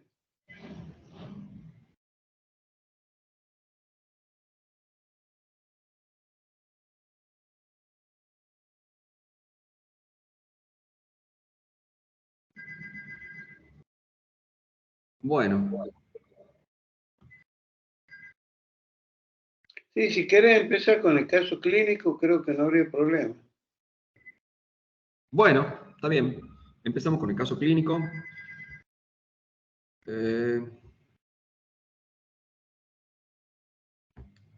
Bueno, muy bien. Quería empezar con una imagen, ¿sí? Y una imagen lo más cotidiana posible para poder circunscribirnos un poco en nuestra actividad en los primeros niveles de atención y hasta en una consulta médica que todos nosotros ejercemos en nuestro ejercicio profesional. La verdad que es muy común ver pacientes que llegan a la consulta, que sufren de obesidad, y muchas veces parece que hasta ignoráramos la obesidad del paciente. A veces vemos un paciente con este grado de exceso de peso visceral, que de solo verlo, como se decía en forma vulgar, con un ojo clínico, lo más probable es que este señor sufra de insulinoresistencia, hígado graso, prediabetes, porque es visible que tiene mucha obesidad visceral. Y a veces nos circunscribimos tal vez en la anamnesis, solamente hablar de la hipertensión del paciente, y es como que hacemos caso omiso o con respecto a lo nutricional solamente le vamos a decir que haga dieta, cuando en realidad su estatus nutricional y su obesidad son parte trascendente del estado de salud del paciente. Entonces, quería poner eso como protagonista de la situación, que es importante cuando nos enfrentamos a un paciente, hacer una anamnesis, una historia clínica, ver la edad que tiene, considerar su índice de masa corporal, preguntarles también al paciente hace cuántos años que sufre de exceso de peso, si hizo algo para su exceso de peso o no hizo nunca nada, y ahí sí detallar un poco las enfermedades asociadas, que tal vez fue lo que los llevaron a la consulta primaria en salud o a una consulta particular, clínica, cuando el paciente no fue por su obesidad, sino fue simplemente, como les decía, por su hipertensión arterial o por una ecografía que tal vez se hizo por otro motivo y el imagenólogo le dijo, mirá, tenés un hígado graso, y el paciente tal vez llega angustiado por su hígado graso, sin entender el contexto de todo lo que le está ocurriendo. En esto es muy importante las expectativas también que tiene el paciente, porque, repito, por ahí el paciente viene con una expectativa por una enfermedad o una situación puntual como un hígado graso, y en realidad el paciente no tiene ninguna expectativa en cuanto a que debe bajar de peso o quiere hacerlo, o realmente no entiende lo que le está sucediendo. Y eso nos va a generar, esto es muy importante, porque esto va a generar un cambio en nuestra conducta, ¿sí? En nuestra conducta terapéutica como profesionales. No es lo mismo ver un paciente con obesidad mórbida y solamente informarlo sobre que su hígado graso es consecuencia de su obesidad, decirle de última, bueno, mira, podés ver a un hepatólogo y dejar todo ahí a que al paciente lo podamos informar en esa consulta, le podemos tratar de educar y que el paciente cobre conciencia y conocimiento de que está sufriendo obesidad, que su obesidad es mórbida, porque a veces la palabra obesidad mórbida confunde mucho. A veces estamos rodeados de mucha gente que sufre obesidad severa, obesidad mórbida, pero que no se consideran enfermos o no se consideran que la padecen, porque la palabra mórbido suena extremo, suena a que es una persona que no se puede mover, que pesa 250 kilos. Entonces esta persona cree que, bueno, que tiene un poco de exceso de peso, pero nada trascendente. Entonces sigue por su vida y después las complicaciones se hacen ver mucho más tempranamente de lo que deberían, con morbimortalidad. Entonces creo que es fundamental valorar eso para nosotros como equipo de salud, cambiar nuestra conducta frente al paciente, y ese cambio de conducta va a generar un cambio en los tratamientos. Como caso clínico lo puse, ¿por qué? Porque también como equipo de salud muchas veces se empieza a discutir qué le podemos ofrecer a este señor, ¿sí? Entonces, ¿qué le vamos a ofrecer? Le vamos a ofrecer solamente un tratamiento nutricional, le vamos a decir, saca uno con una nutricionista, con un endocrinólogo, le vamos a ofrecer, mirá, como tienes mucho exceso de peso abdominal, por ahí la mejor opción es hacer una cirugía plástica, entonces sacamos todo este colgajo, eliminamos todo este exceso de grasa y piel y vos vas a estar mucho mejor. O le decimos, no, mirá, existe un balón gástrico, entonces te podés colocar un balón, con ese balón vas a comer menos volumen y vas a bajar de peso. O le podemos ofrecer una cirugía bariátrica. Primero, lo importante es nosotros entender la enfermedad del Señor. Si nosotros entendemos la enfermedad y entendemos las escalas terapéuticas que tenemos, lo vamos a poder orientar al paciente y ese paciente va a poder tomar una decisión que sea efectiva, eficiente y que realmente le resuelva su problema, y no una decisión que al paciente lo complejice más o le genere nuevos problemas. ¿Por qué quiero decir esto? En este caso clínico en particular, ¿sí?, a este paciente nunca le podríamos ofrecer una cirugía plástica de colgajo, ¿sí? Nunca. Eso estaría contraindicado. ¿Por qué lo aclaro? Porque yo veo muchos pacientes que llegan a mi consulta, que llegamos a hacer una cirugía bariátrica, pero ese paciente pasó previamente por un cirujano plástico que le hizo una cirugía de colgajo. ¿Por qué no se debe hacer una cirugía de colgajo en este paciente? Porque la cirugía de colgajo sería como tratar el síntoma, ¿sí? Como tratar lo que se ve. Y este paciente, su enfermedad no es el colgajo. La enfermedad de este paciente es su hígado graso, su obesidad visceral, su posible apnea del sueño, su hipertensión arterial, su colesterol alto, su prediabetes, su diabetes, su reserva fisiológica muy baja, su alto riesgo de trombosis. O sea, eso es lo que debemos tratar en el paciente. ¿Y cómo lo vamos a tratar? La cirugía de colgajo es una cirugía, o que será, después de un descenso de peso clínico, ¿sí?, con un tratamiento nutricional interdisciplinario, ¿sí?, o será después de un procedimiento quirúrgico, pero nunca va a ser antes. Entonces, en este caso clínico, una cirugía de colgajo no corresponde. Un tratamiento nutricional, siempre, o sea, siempre, independientemente de que el paciente resuelva su situación desde lo clínico, o si el paciente no resuelve su situación desde lo clínico y debemos avanzar a algo más invasivo. Ahora bien, en lo más invasivo tenemos dos grupos de pacientes. Los pacientes para balón gástrico y para cirugía bariátrica. Y esto también lo quería tocar. ¿Por qué? Yo no hablé nada sobre balón gástrico porque la charla era sobre cirugía bariátrica. Pero como equipo de salud tenemos que saber que el balón gástrico tiene indicaciones muy restringidas, ¿sí? Básicamente dos tipos de pacientes. O los pacientes con una obesidad menor, un índice de masa corporal de 32, 33, 30, que quieren bajar de peso y que con el tratamiento nutricional no les alcanza, no logran realmente resolver su situación. Entonces en ello un balón gástrico va a ayudarlos desde lo mecánico a que el paciente coma menos volumen alimentario, pero siempre con un equipo interdisciplinario, porque si el paciente se coloca un balón gástrico y ese paciente no va a ver a nutricionista, no va a cambiar su estilo de vida, si tiene alguna cuestión anímica que no la va a tratar, no se va a motivar, ese paciente, ese balón no le va a servir de nada. Entonces, el balón gástrico es para pacientes con un grado de exceso de peso menor. Este paciente seguramente no sería candidato a un balón gástrico. ¿Qué pacientes obesos mórbidos podrían llegar a ser candidatos? Aquellos pacientes hiperobesos. Este paciente, así a simple vista, tiene una obesidad mórbida, pero no es un paciente hiperobeso. Esos pacientes hiperobesos que no pueden, con la dieta, bajar de peso y no pueden llegar a una preparación óptima para una cirugía. Entonces, en estos casos, el balón gástrico sería un puente, sería una herramienta intermedia, así como puede ser una medicación farmacológica, para que ese paciente pueda disminuir su obesidad visceral, pueda mejorar su estatus cardiológico, respiratorio, pueda lograr un poco más de calidad de vida, más movilidad, menores dolores osteoarticulares, y después llegar a algo que es realmente definitivo, como una cirugía bariátrica, porque el balón no es algo definitivo, el balón es algo transitorio, ¿sí? Distintos tipos de balones, pero siempre como premisa es algo transitorio. Muy bien. Ahora, José, sí. Ya tuvimos una charla de balón gástrico, así que no te preocupes. Perfecto, impecable. Muchísimas gracias. Tenemos otro caso que tiene que ver un poco, como les decía, con esta cuestión de lo que es crónico y de la subestimación de la patología que padecemos las distintas personas. Por ejemplo, si este señor tuviera 40 años, un índice de masa corporal de 35, puramente abdominal, donde se ve que sus miembros inferiores son delgados, sus miembros superiores también, parece que solamente tiene un poco de abdomen prominente, un poquito acá en la papada, perdón que me exprese así, y parece que nada más, que no hubiera más problemas que eso. Entonces, en esas situaciones se tiende mucho a veces a subestimar el estado de salud del paciente, o el estado de enfermedad en realidad.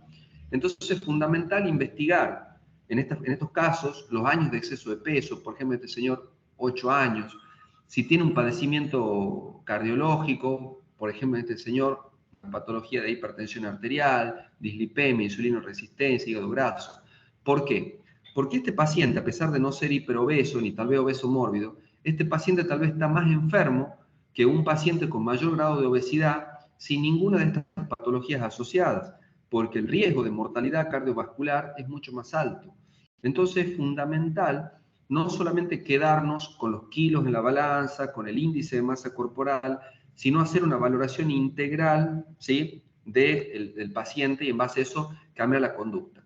Por lo cual, en un caso de este tipo, seguramente la conducta va a ser que el paciente tenga, ¿sí?, su tratamiento cardiológico, su tratamiento endocrinológico, su farmacoterapia adecuada, su control hepatológico, pero también siempre esto de la mano con dieta, actividad física, ¿sí?, con un tratamiento integral. Darle al paciente farmacoterapia para su hipertensión, para su dislipemia, sin una alimentación sana, sin actividad física, la verdad que no estamos haciendo un tratamiento correcto.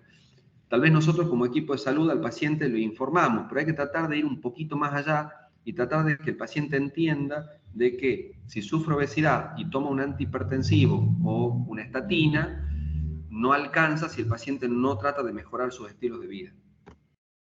Entonces el razonamiento clínico es que nosotros entendamos la enfermedad, que el paciente entienda la enfermedad integral, que le ofrezcamos un abordaje de este tipo, tratar de trabajar mucho con la adherencia terapéutica, que es lo más difícil en los pacientes con enfermedad crónica. Es muy difícil en los pacientes con obesidad crónica. Y las expectativas que tenga, porque a veces este paciente, repito, tal vez él llegó a una consulta por su presión alta y él considera que esta obesidad visceral, bueno, nada, es una cuestión propia ya de su edad, de su sedentarismo, de los años de vida que tiene, y no está dispuesto o no pensaba que tenga que ponerse a trabajar o a ocuparse como parte de su salud para resolverlo. Y recién según eso, la prescripción terapéutica que vamos a hacer, porque no podemos hablar de una opción, de una cirugía bariátrica con un paciente que todavía no entiende cómo va a tratar su enfermedad crónica de hipertensión arterial. O sea, la verdad que es muy difícil hablar de algo que el paciente todavía no lo tiene ni en sus expectativas ni en su visión de salud.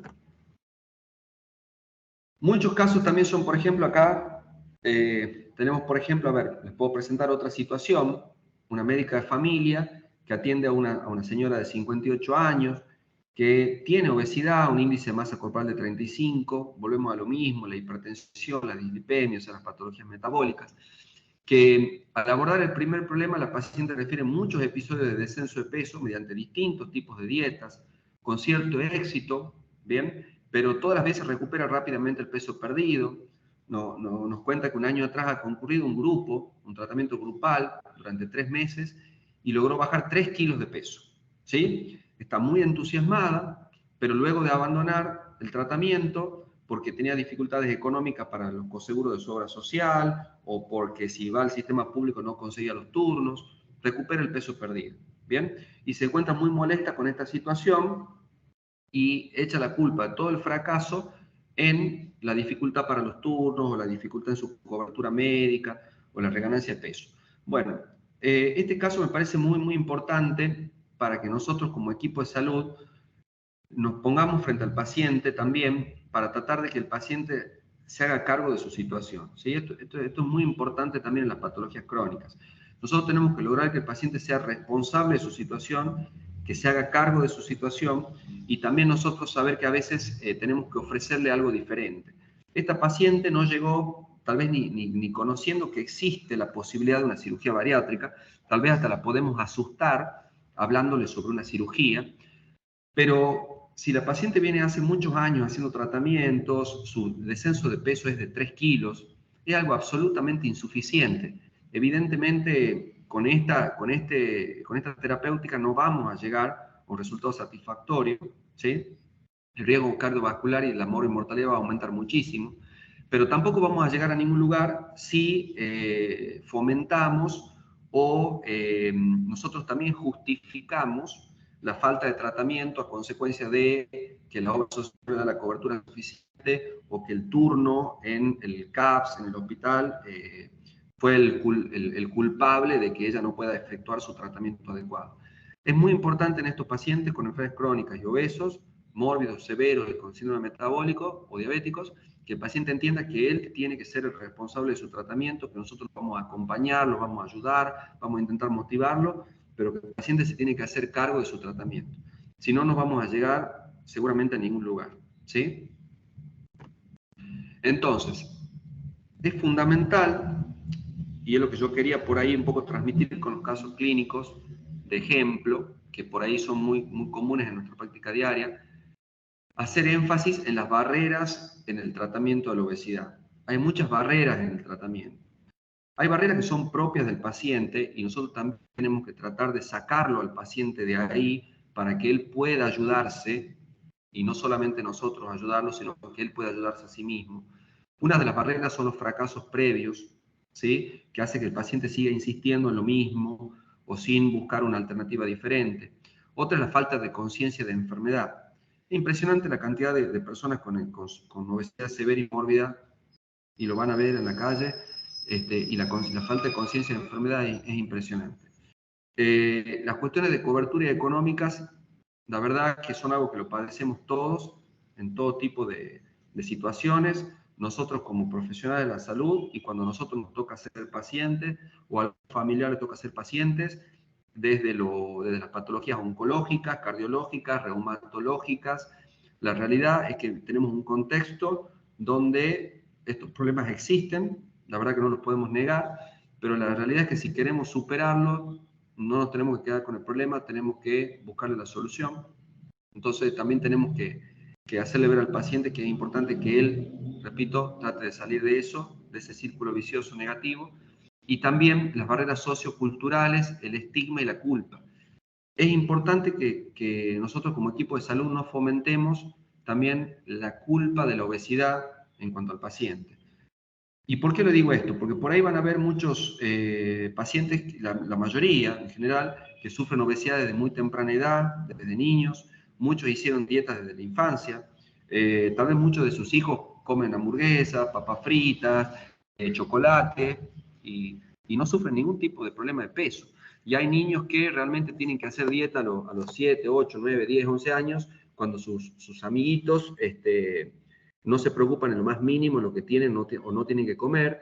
Entonces la realidad es que a veces se va generando en estos pacientes toda su vida, que se han cuidado toda la vida, una sensación de culpa de que ellos son los responsables, cuando si bien, por supuesto que los estilos de vida, la alimentación, tenemos que mejorarla y tiene que ver con las enfermedades que padecemos, pero algunos pacientes tienen una cuestión metabólica, genética, que los predispone al exceso de peso, entonces es importante en ellos también no fomentar la culpa y tratar de que puedan ayudarse a sí mismos y ayudarlos nosotros.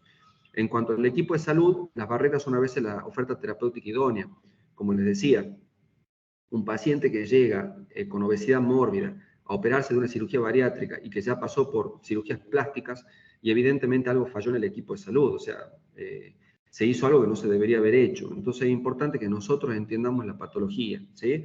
Un paciente con obesidad mórbida no necesita una cirugía plástica, necesita un tratamiento clínico, nutricional, endocrinológico, tal vez una cirugía si el paciente está dispuesto y lo quiere hacer, pero definitivamente no necesita una cirugía plástica. Son casos muy, muy específicos en los cuales se la necesita, a veces colgajos gigantes que al paciente le alteran mucho su calidad de vida o que por ahí se necesita resecar, eliminar para poder hacer una cirugía después. Pero son los menores casos en los cuales esto se podría necesitar. El entendimiento del estado patológico que nosotros tenemos que tener en cuanto a la enfermedad, el acceso a un equipo y que no atendamos en forma atomizada. Yo creo que se habla mucho en los últimos 15 años de los equipos de salud y se habla mucho porque justamente a veces no trabajamos en equipo. Hay que hacer una autocrítica, ¿sí? Y hay que hacer énfasis en que tenemos que trabajar en equipo, que hay enfermos, ¿sí? Que no hay enfermedades y que cada especialidad debería siempre estar regida por la clínica básica del paciente, por la cirugía básica de un paciente, y no quedarnos en la ultra especialidad que tal vez vemos a un paciente, como les decía, que llega por hipertensión, pero que es obeso mórbido, que tiene dislipemia, que tiene diabetes, y que nosotros solamente le demos un fármaco antihipertensivo, sin nosotros tratar de educar y concientizar al paciente de que su hipertensión no va a mejorar nunca si no baja de peso, si no hace actividad física. Entonces, es importante también que nosotros demos una atención no atomizada, que nos sirvamos de los colegas, de los profesionales, y que tratemos de articular muy bien. También es muy importante el mensaje que le damos a los pacientes, que el mensaje que le ofrecemos sea muy respetuoso sobre lo que se les dice desde las otras especialidades y sobre su tratamiento en general. Porque si no, si le damos información atomizada, información sesgada o información parcializada, el paciente toma malas decisiones y nos terminamos perjudicando el paciente y nosotros como equipo de salud, porque el paciente va quedándose con la información de cada uno y no llega a entender cómo va a resolver su problema. Es muy importante considerar situaciones especiales. ¿Por qué? Porque muchas veces vamos a encontrar pacientes que tienen enfermedades muy graves, también crónicas, y que no las pueden resolver por su obesidad. Por ejemplo, una enfermedad renal crónica grave, una uronefrosis importante, una malformación que predispone a una insuficiencia renal, como les decía, una enfermedad hepática que puede ser por una hepatitis de la infancia o por una cuestión tóxica o por la misma obesidad. El paciente tal vez necesita un trasplante o el paciente necesita un tratamiento específico que no puede acceder por culpa de su obesidad y tal vez no se lo deriva a un equipo de obesidad. Entonces el paciente sigue con su problema crónico ahí y seguramente una alta mortalidad. Patología ginecológica. Muchas veces hay mujeres con infertilidad que ya no saben qué tratamiento seguir, probaron todo y la verdad que cuando uno hace una cirugía bajan de peso, la fertilidad mágicamente mejora. Entonces, vuelvo a lo mismo, o sea, entender al paciente como un todo y que la obesidad realmente no es un factor de riesgo, sino es una enfermedad con jerarquía y que complica mucho a los pacientes en distintos aspectos de su salud. Trastornos neurológicos y osteoarticulares, ¿sí? Entonces, siempre considerar la obesidad como impedimento o retraso terapéutico de otras patologías, ¿sí?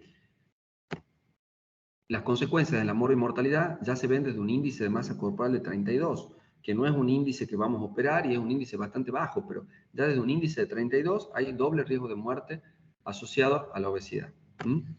Así que bueno, como conclusión, es importante una valoración integral de la obesidad y las comorbilidades, valorar las expectativas y la percepción del paciente, articularnos siempre nosotros como equipo médico, y la educación es vital. Tenemos que tratar de educar lo más posible a los pacientes y hacer siempre derivaciones oportunas, con integralidad, no atomizarse. Hoy las redes sociales, los medios de comunicación nos permiten prácticamente todo. De hecho, estamos acá en una clase virtual, todos conectados, o sea que hoy con cualquier colega por WhatsApp, por teléfono, nos podemos comunicar, y si nosotros estamos integrados, si nosotros hablamos el mismo idioma, el mismo lenguaje, seguramente le vamos a ofrecer una mucho mejor respuesta a los pacientes, y vamos a lograr también que los pacientes confíen en nosotros y que no tengan una imagen reticente de cada uno de nosotros, porque si hablamos como especialistas, como si cada especialidad fuera totalmente aparte y no tratáramos una misma persona, ya el paciente va tomando de cada uno un lenguaje y después hasta desconfía de cada uno de nosotros. Entonces, muy importante la integralidad, la no atomización y las derivaciones oportunas. Bueno, muchas gracias con respecto a esto. ¿Alguna pregunta? Excelente la presentación, José. Vamos a ver si hay alguna pregunta. Muchas gracias, Francisco.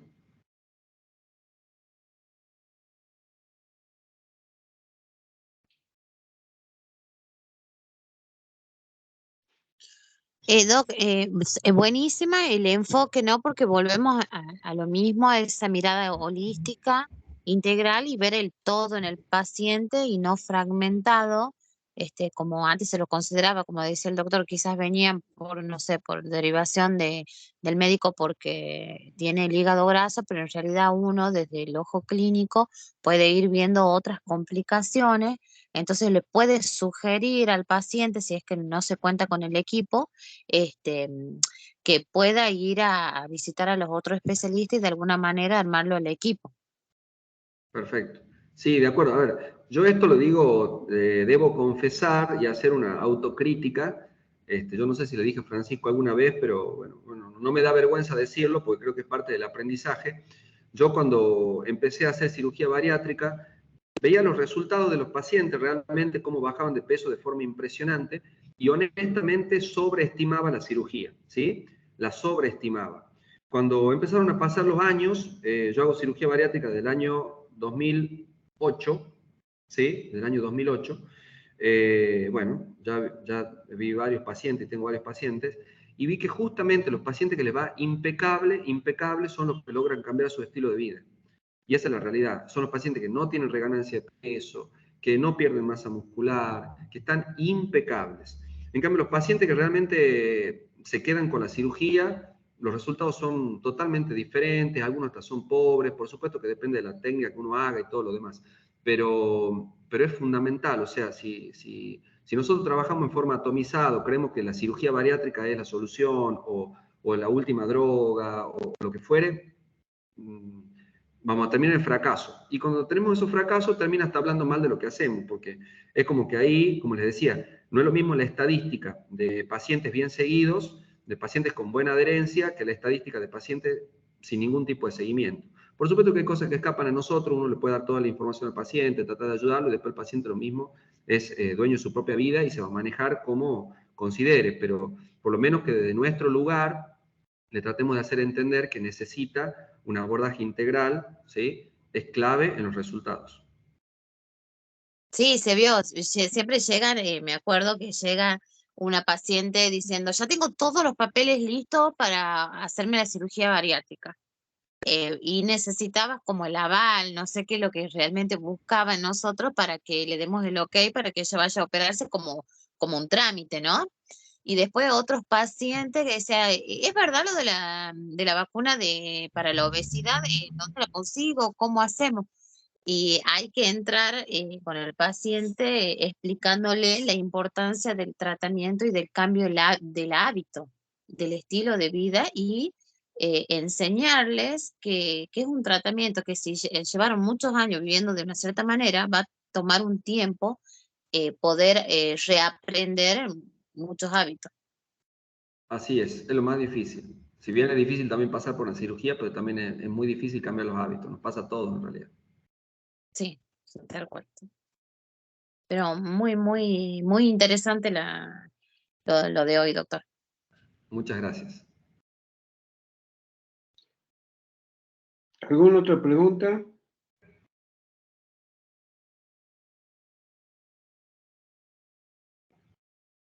Aprovechen porque esta es la última charla del ciclo de conferencias del área programática sur, así que aprovechen para hacer la pregunta pertinente.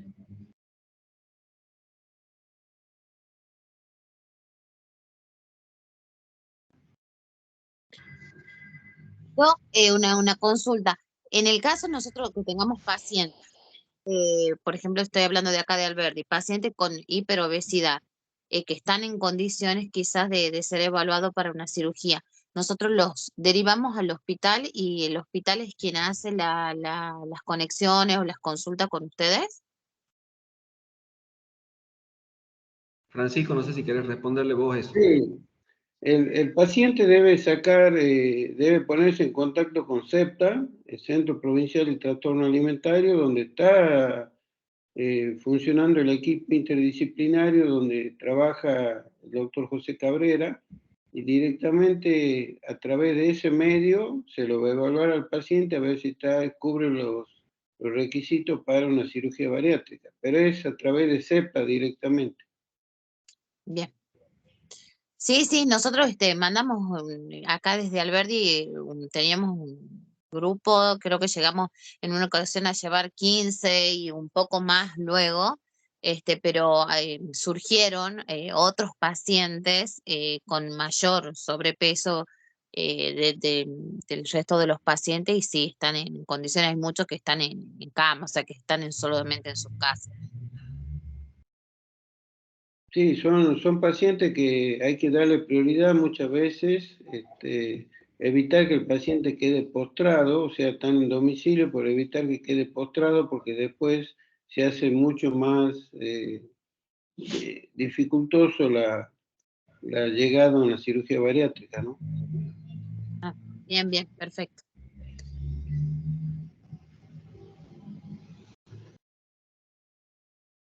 ¿Alguna otra pregunta?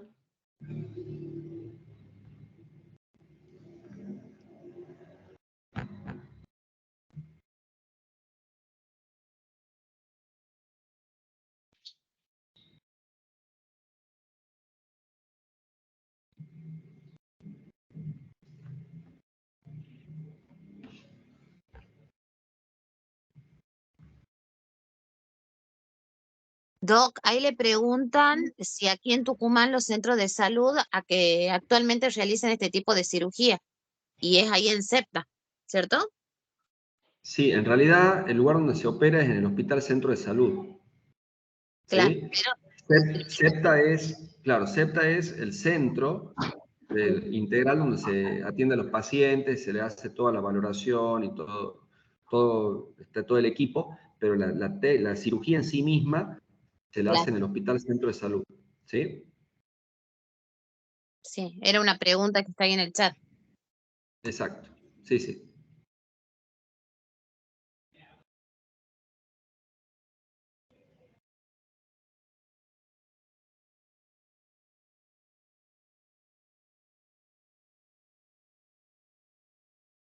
Bueno, no sé si tienen alguna otra duda.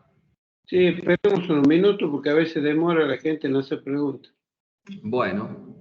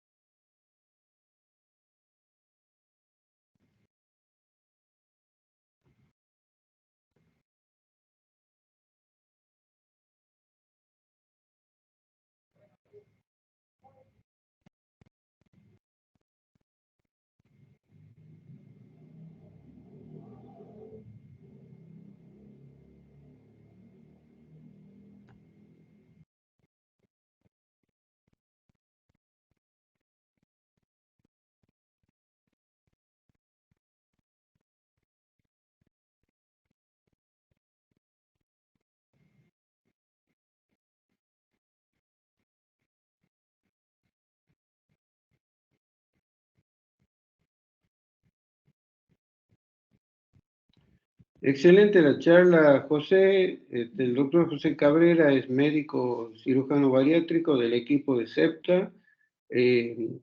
Con esta charla terminamos el ciclo de conferencias virtuales. Tuvimos una charla presencial en el sur y ahora continuamos con el ciclo de charlas virtuales.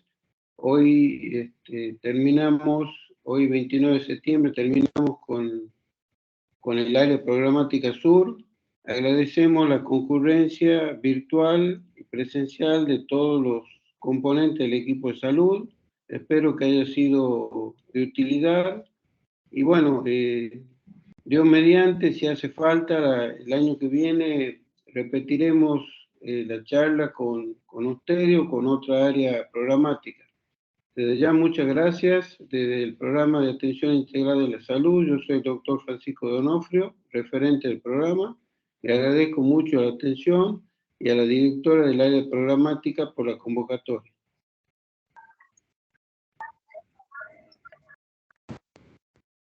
Doc, yo le quería contar a los compañeros que hace un tiempo, desde Salud Pública de Juan Bautista Alberdi, en forma conjunta con el Hospital de Alberdi, venimos trabajando con los pacientes con obesidad mórbida. Y tuve el placer de conocer al excelente equipo que conforma CEPTA y PAYO, excelentes profesionales.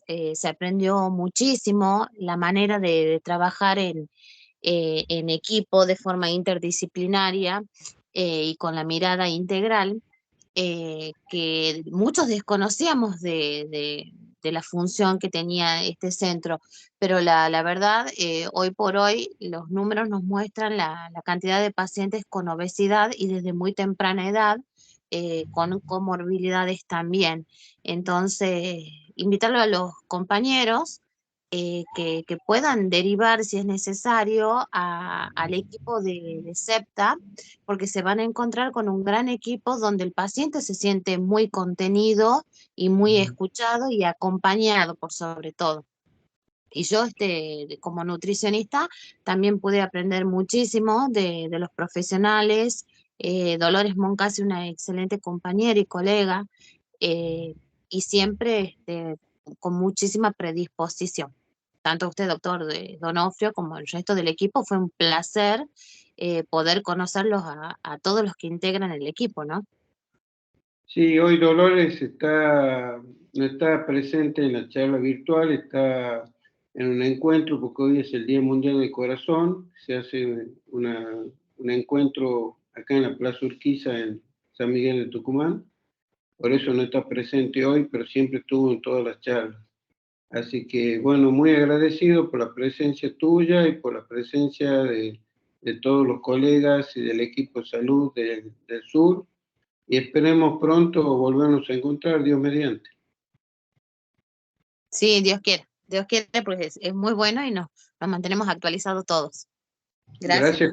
Gracias, José, por tu presencia. Gracias a todos. Que tengan un lindo día, un buen fin de semana. Hasta Gracias. luego. Chao, chao.